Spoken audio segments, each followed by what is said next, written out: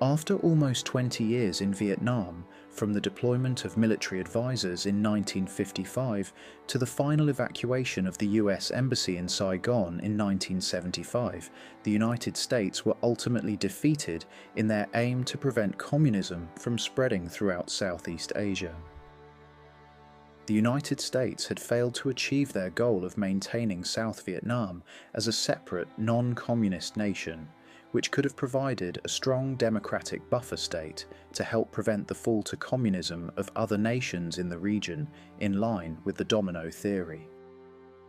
Their failures were not due to a single cause, but arose from a combination of factors involving the South Vietnamese government, the North Vietnamese leadership, the Viet Cong insurgents, and the response of the United States, and each contributed to the outcome of the conflict in Vietnam. Politically, the South Vietnamese government suffered from widespread unpopularity and corruption, undermining its legitimacy among its own people. Most Vietnamese, whether in the north or south, desired a unified and independent country, but this clashed with the US aim to keep Vietnam divided into communist and non-communist nations. Viet Cong insurgents in the south were highly organised, politically astute and effective at winning local support. In the United States, however, the growing anti-war movement challenged the government's justification for war, eroding public support for the war effort. Militarily, the Viet Cong's use of guerrilla warfare, such as fast raiding attacks, coordinated ambushes, and blending into the local population, proved highly effective against the conventional US and South Vietnamese armed forces.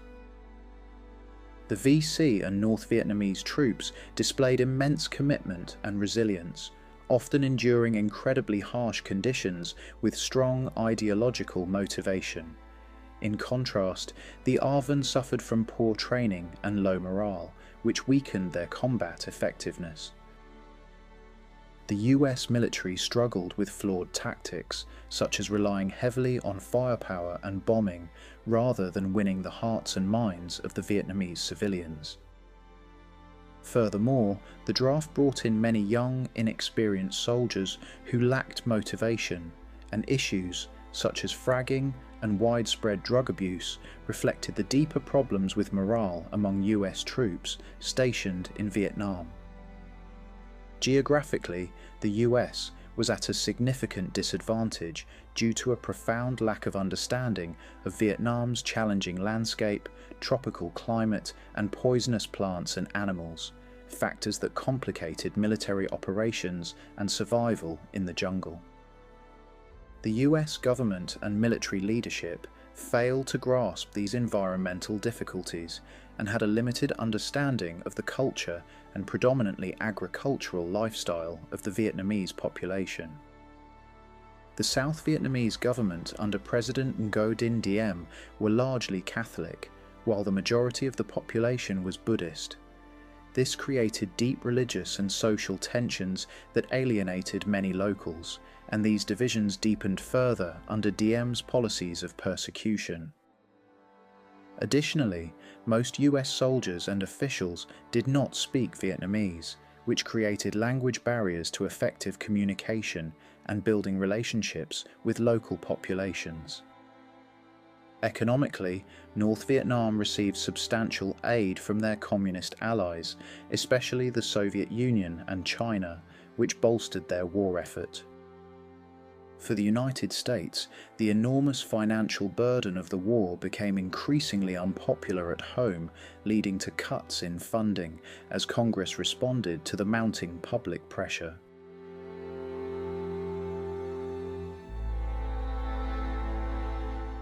One of the most significant advantages for the North Vietnamese were their clear political aims.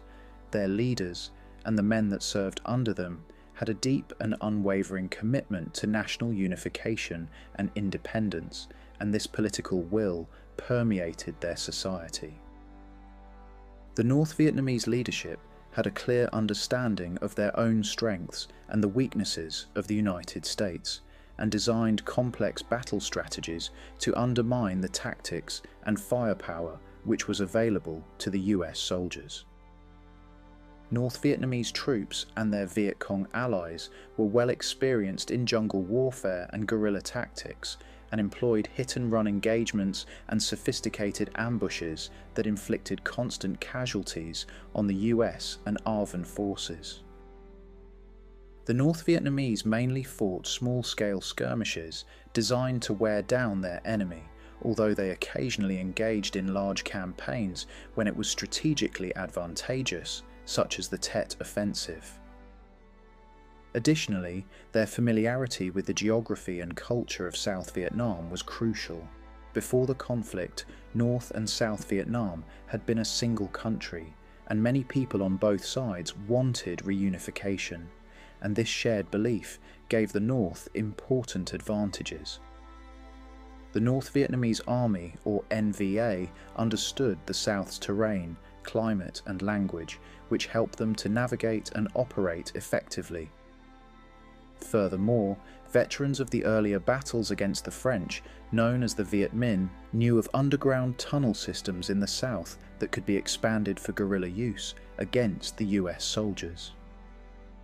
Many of the North Vietnamese soldiers, or Viet Cong insurgents, who moved to the south after the 1954 Geneva Accords had family and local connections in the region, which helped significantly with gathering intelligence on US troop movements and gaining local support.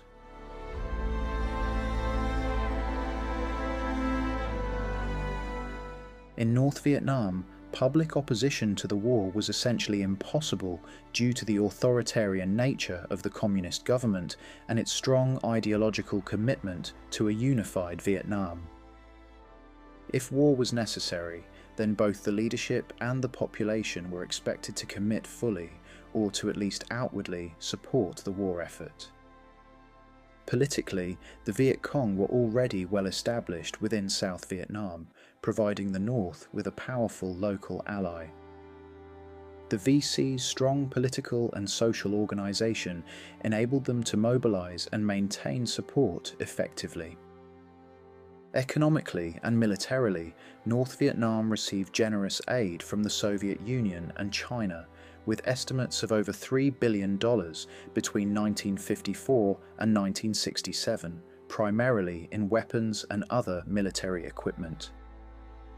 The Ho Chi Minh Trail, which ran through Laos and Cambodia, was also critical for moving troops and supplies into South Vietnam. Both these neighbouring countries permitted its use, which enabled North Vietnam to sustain the conflict.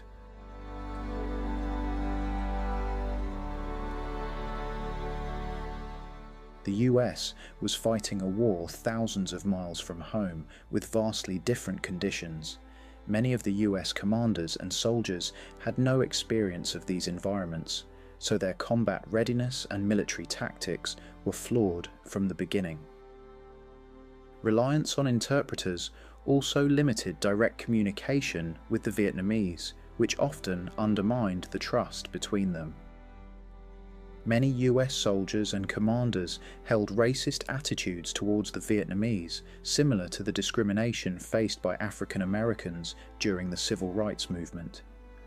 This prejudice, combined with a failure to overcome cultural and language barriers, severely hindered progress. US forces also failed to appreciate that villagers were deeply attached to their lands and ancestral burial sites, and were therefore reluctant to abandon them when they were ordered to evacuate. They also did not realize that many villagers were illiterate, so communication efforts such as dropping leaflets to warn them of bombing zones were largely ineffective.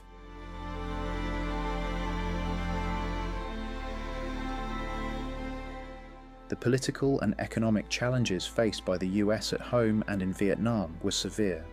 Although the US framed its involvement as a campaign to defend democracy, many South Vietnamese saw Americans as foreign occupiers, no better than earlier French colonizers imposing their will. The South Vietnamese government, which was propped up by US financial support, was broadly corrupt and unpopular, with many officials having ties to the former French colonial administration, which further alienated the population. In the US, widespread opposition to the escalating cost of the war grew steadily. Although Congress initially funded the military's needs, by 1971 it began to impose spending limits, forcing the military to operate with insufficient resources and equipment.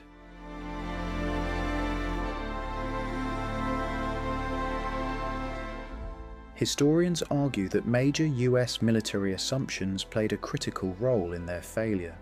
The leadership believed the war could be won through superior weapon systems, overwhelming manpower, and relentless bombing campaigns against North Vietnam, and thereby failed to adapt to the realities of guerrilla warfare and the political nature of the conflict. Success was measured largely in terms of body counts and the number of enemy bases destroyed. This ignored the fact that many areas of the South were not under ARVN control. Destroyed bases were rebuilt, and devastating US tactics alienated the civilian population. Despite presidential orders from Kennedy onward to focus on tackling VC insurgency and winning local support, efforts to engage consistently with villagers were often insufficient and largely ineffective. The draft system also meant that US soldiers were often very young, inexperienced, and served only short terms, resulting in constant turnover and a lack of cohesion. The lack of experience and poor training in guerrilla warfare, combined with declining morale, led to widespread avoidance of combat, fragging incidents and drug abuse among US troops, especially once the troop withdrawals had begun.